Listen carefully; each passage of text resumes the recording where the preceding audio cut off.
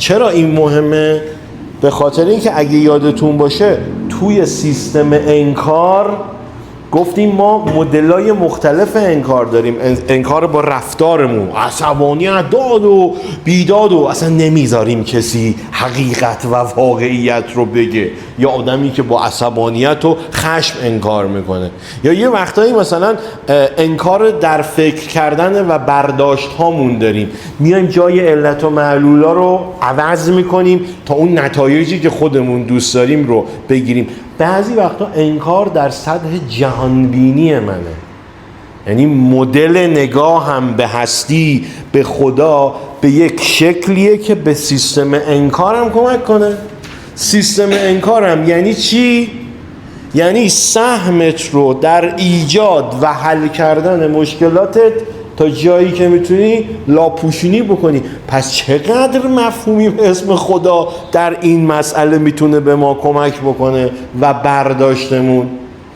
پس میخوام بگم که خیلی وقتها ناامیدی ها، پوچی ها و بدبینی های ما معلول تفکراتمون نیست، چون اتفاقا بودن در اون موقعیت منو راحت ترم میکنه. اصلا یه جوری به موضوعات نگاه میکنم که تهش بگم که آقا نه بابا هیچی هم نیست و نیستی و فلان. و مثلا در طرحواره هایی مثل طرحواره شکست، مثل طرحواره نقص و شرم، مثل طرحواره بازداری هیجانی، رهاشدگی، وابستگی، طرحواره هایی که اکت تو رو خفه میکنن توی خودشون، پس تو باید در تمام سطوح براشون انکار داشته باشی. حالا یک لیستی من نوشتم، یک در واقع اومدم یک طبقه بندی کردم از همه اون چیزهایی که میتونه به ما کمک بکنه که ما کیفیت ایمان رو در درون خودمون ایجاد بکنیم و تقویتش بکنیم، این رو ارتقاش بدیم. چرا مهمه که ایمان رشد بکنه؟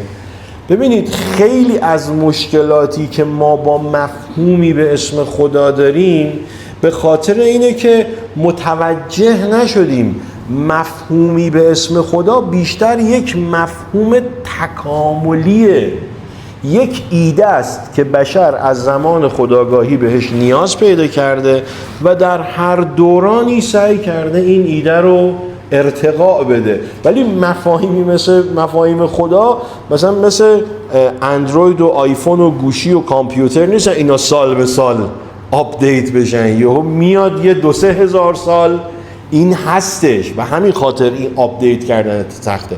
اما وقتی بدونی که آقا خدا یا نیروی برتر یا نیروی ماورایی یه چیزیه که نیازش داریم، حالا جمله منتسب به ولتر یا انیشتین که میگن که نظرت چیه راجع به خدا، میگه به نظرم اگر نباشه هم باید اختراعش بکنه بشر، چون آقا ما نیاز داریم، چون به هر حال باید تکلیفمون معلوم باشه.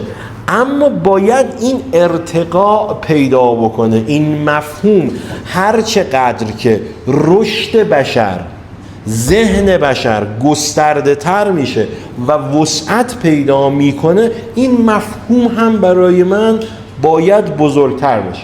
حالا چیزهایی که کمک میکنه به ما که ایمان در درونمون ایجاد بشه و تقویت بشه، یکیش ارتباط بیشتر و تقویت حافظه بلند مدته. مثلا به نظر من یعنی یه چیزی که به ذهن من رسید، این که ایمان یعنی زندگی کردن در حافظه بلند مدت، یعنی همواره تو زندگیت رو در یک بازه زمانی بیشتری ببینی. یعنی یه مشکلی که برات پیش میاد، چون حافظه کوتاه مدت و مغز هیجانی چون دوست داره سریع واکنش نشون بده، باید دلایلش هم پیدا بکنه. اما تو وقتی آرام آرام رفتی در حافظه بلند مدت خودت زندگی میکنی، ایمان بیشتری داری. حتی یه کاری که من خودم برای خودم انجام دادم یه مدتی، چون میدیدم ذهن من به خاطر حالا طرحواره ها، عادت هام، من فقط شکست هام رو میبینم. من میدونی مثلا ما هیچ وقت یه روز صبح که از خواب پا میشیم مثل یه خونچه وا میشیم نمیایم بگیم امروز من سالمم، اصلا مریض نیستم، اصلا پیش میاد. اما یه خراشی، یه گلودردی تعجب میکنی، انگار که مثلا این قول و قرار ما نبود. آره اصلا به اینا فکر نمی کنیم. خب به همین خاطر من اومدم یه دفترچه درست کردم به اسم دفترچه نجات، دفترچه دستاوردها، چیزایی که خریدم توی این 1 ماه، پیچایی که خدا ردم کرد، زندگی ردم کرد، جاهایی که نجات پیدا کردم، اتفاق خوب برام افتاد، اینا رو یادداشت بکن، بره توی حافظه بلند مدتت که تو همیشه بغض یا کریم نباشی، فقط شکستات ای بابا اینم نشد. و در صورتی که وقتی بهت بگن آقا یه کتابی هست به اسم زندانیان باور مال متیو مکی، انتشارات اسبار، خانم زهرای اندروز، کامل اطلاعات کتابو بهتون بدم، میاد راجع به این تغییر باوره صحبت میکنه. میگه که آقا شما مثلا میگی من آدم بدبختیم، باورته دیگه، واسه من نمیشه، من بدشانسم. فکر کن که یک دادگاهی وجود داره که اگر این دادگاه بتونه تو رو محکوم کنه به بدبخت بودن میکشدت و تو 1 هفته وقت داری برای اینکه شواهد و اسنادی رو به این دادگاه نشون بدی یا آقا به خدا من آدم بدبختی نیستم. برو ببین چقدر چیز پیدا میکنی. خب پس ما در واقع یکی از کارهایی که میتونیم برای خودمون بکنیم که بانک شواهد از نجات‌ها، از دستاوردها، از موفقیت‌ها، از شانس‌هایی که آوردی. امروز از چی میترسیدم، از چه اتفاقی هفته آینده میترسیدم و نشد. این بانکه کمک میکنه. دقیقاً خود بحث شکرگزاری هم دقیقاً همین کار رو برای شما میکنه. ولی من اصرار دارم از کلمات غیر کلیشه‌ای. شکرگزاری یک چیزیه که هممون میریم توی یه فاز لوس روانشناسی زردی، تازه من اونم دوست ندارم.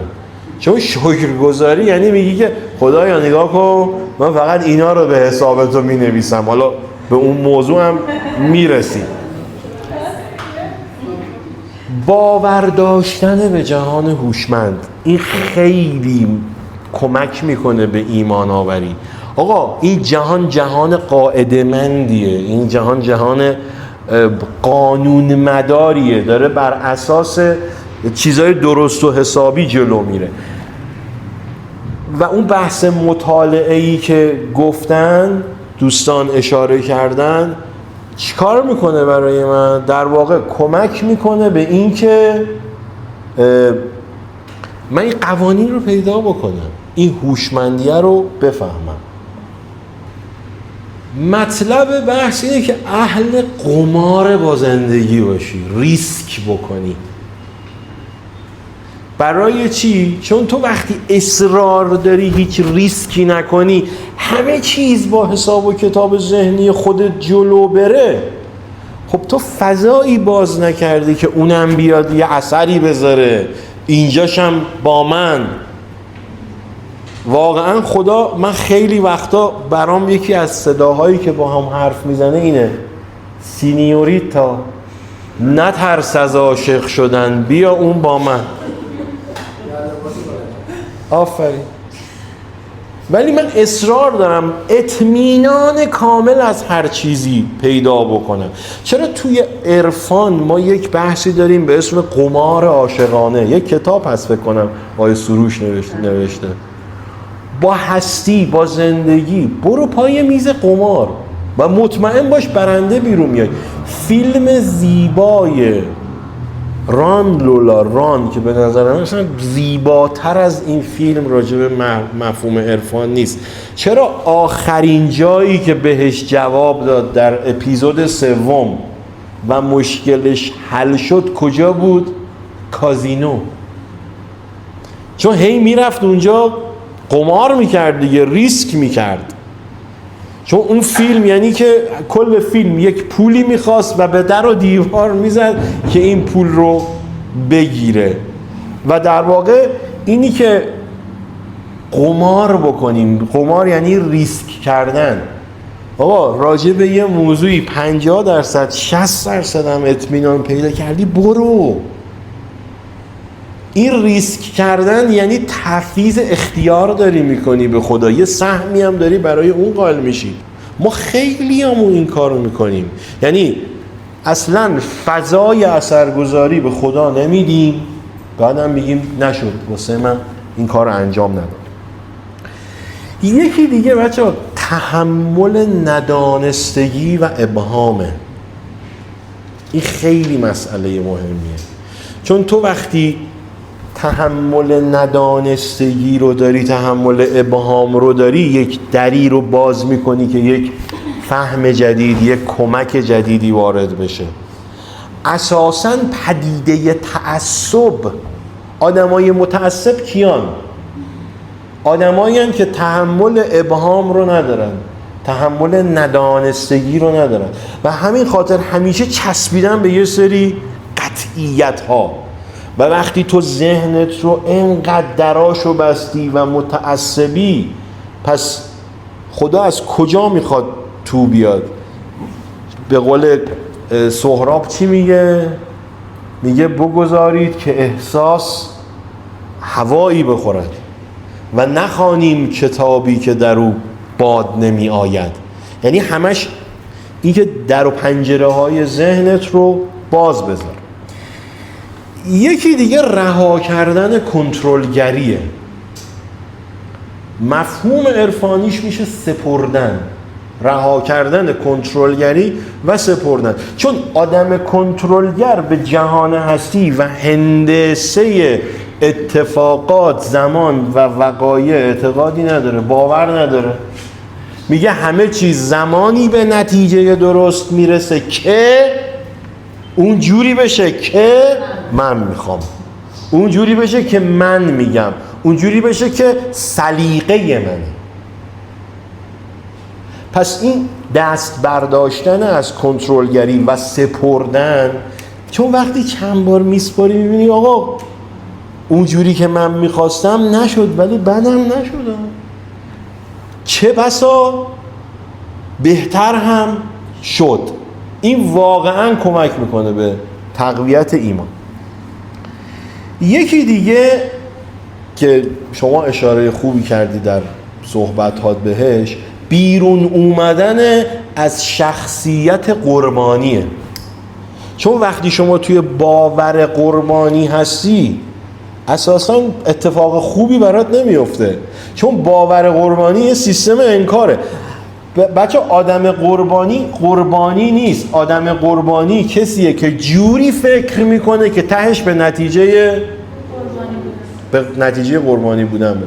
پس اگه میخوام از کاراکتر قربانی بیرون بیام، باید پرسشم رو عوض کنم.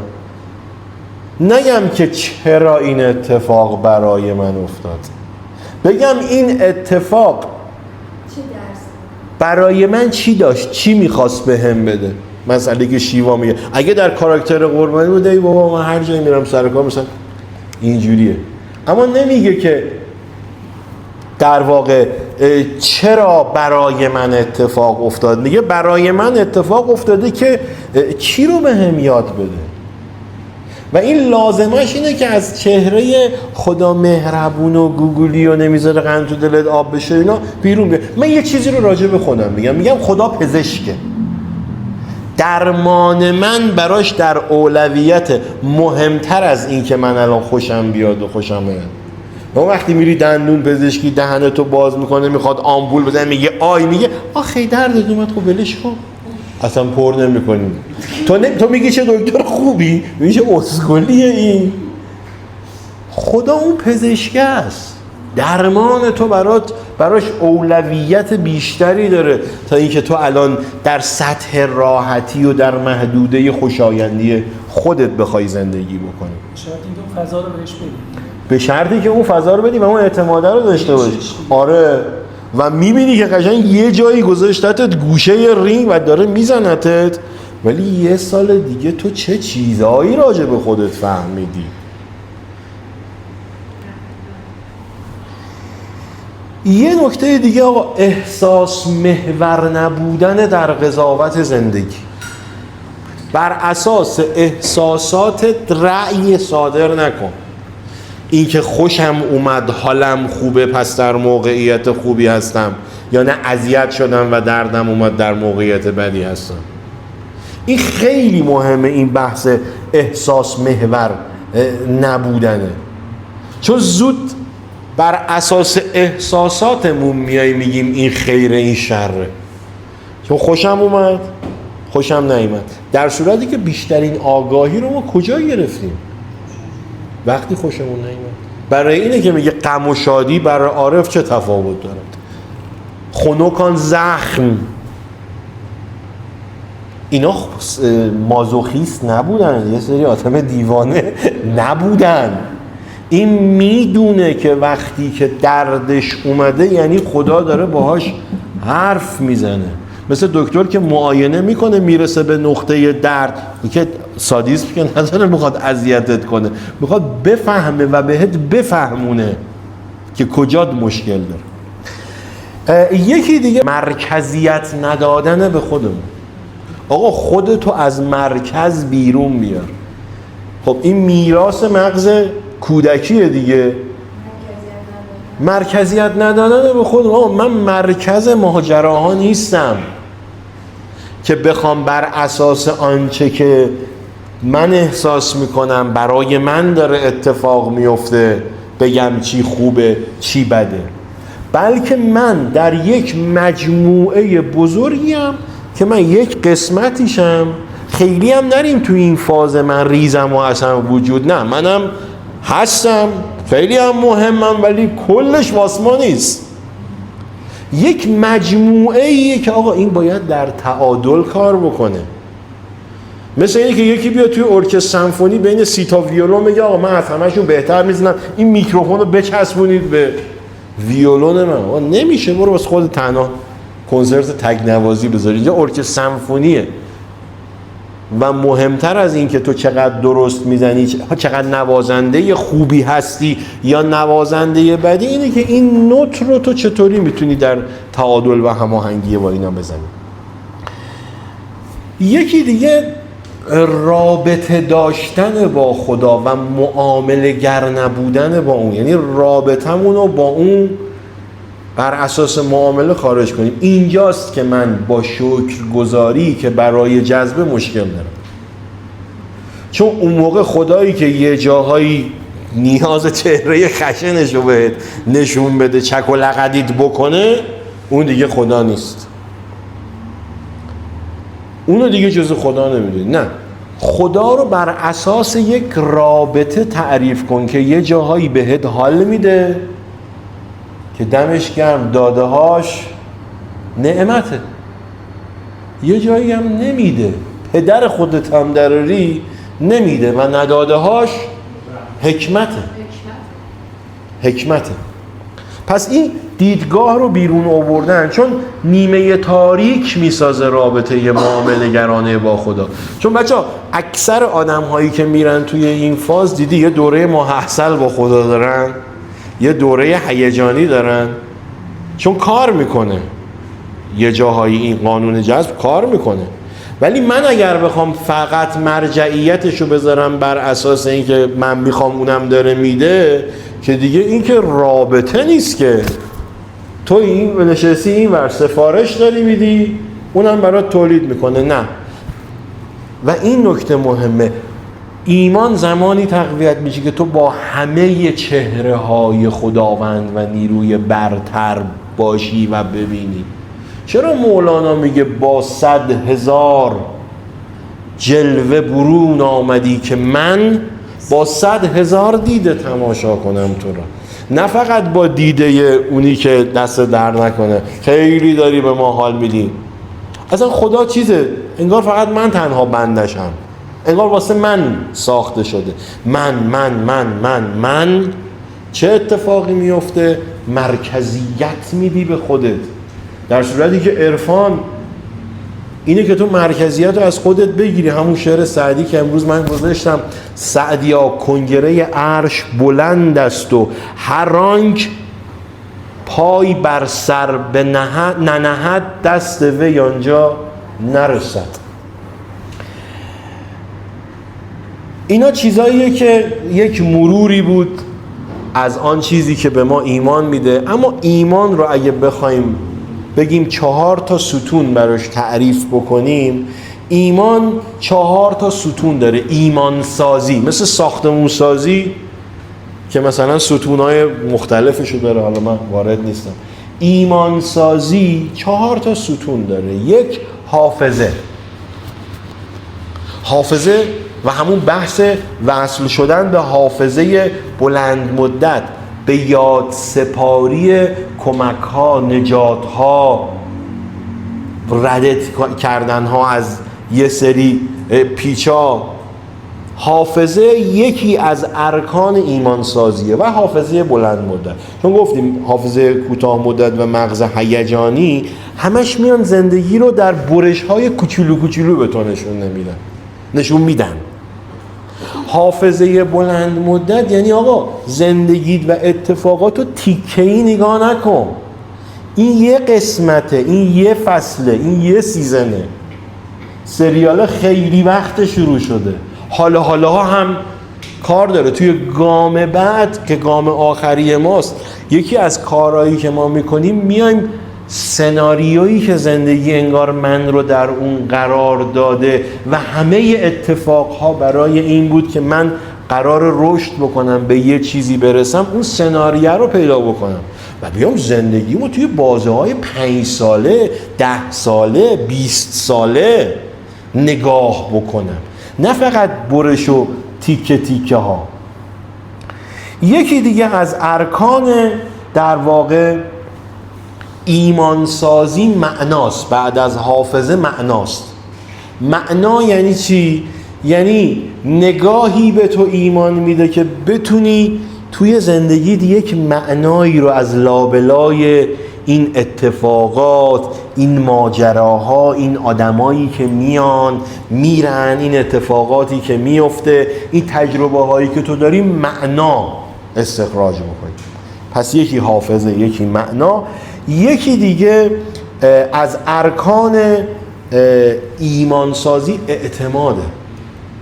اعتماد به جهان هستی، اعتماد به بنیاد هستی، به بنیاد بقا. ایمان داشته باشی یعنی بدونی که چه خیرش که خیره، شرش هم قراره یه جایی ایشالله بعد از این شر من فهمم بیشتر شد، اینم قراره بعدش یه خیر. این اعتماد خیلی چیزه مهمیه که تو اصلاً به بنیاد هستی آیا اعتماد داری؟ و اگه نداری برگرد به حافظه، برگرد به معنا، برگرد به اتفاقات، به حکمت رویدادهایی که برات پیش میاد. و یکی دیگه از ارکان ایمانسازی بعد از حافظه، معنا و اعتماد رابطه است. رابطه سازی بکنی. حالا نمیگم خدا، با هر مفهومی که تو فکر میکنی هست، داره میچرخونه، حس بکنی همراهی باهاش، یه جور شریکی، انگار همسفر رشدته، همسفر تکاملته. خدا ماشین و دستگاه مجازات و تنبیه نیست در جهان هستی. خدا یکیه که با تو از اون ابتدا تاتی داره راه میاد تا تو رشد بکنی. پس ارکان ایمانسازی شد حافظه، معنا، اعتماد و رابطه. حالا گوشی تو شما لطفاً بده، من این شعر آخر رو از بر نیستم سرچش بکنم. میخوام ببینید که یه بنده خدایی اعتماد رو، اون فاکتور اعتماد رو چطوری به سرحدات رسونده. اگه گفتید چه شعری میخوام بخونم؟ نه الان نگید یادم میره.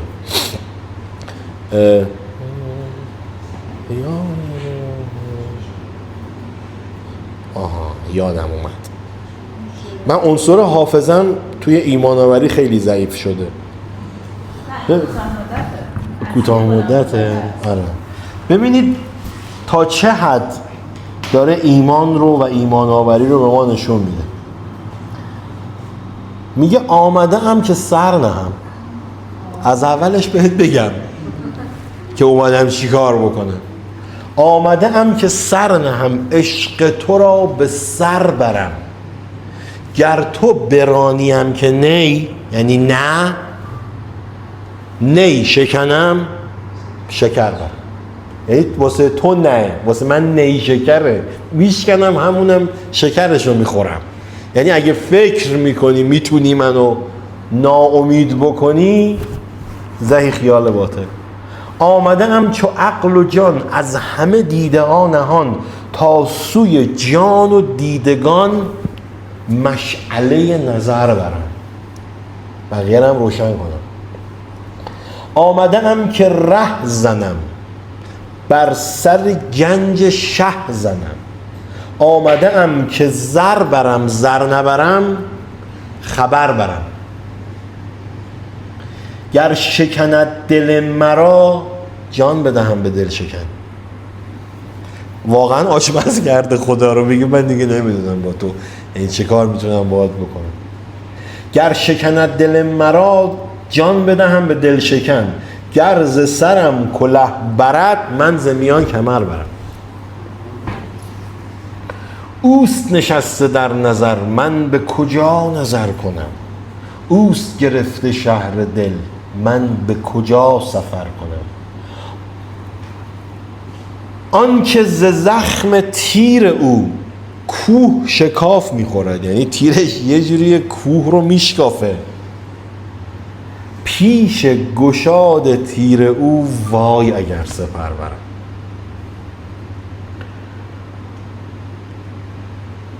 آن که ز تاب روی او، نور صفا به دل کشد. وان که ز جوی حسن او، آب سوی جگر برم.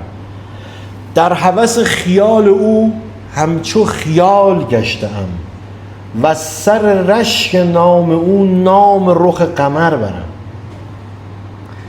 اینجا یه سور میزنه به خدا، میگه این غزلم جواب آن باده که داشت پیش من، گفت بخور نمیخوری پیش کسی دیگر برم.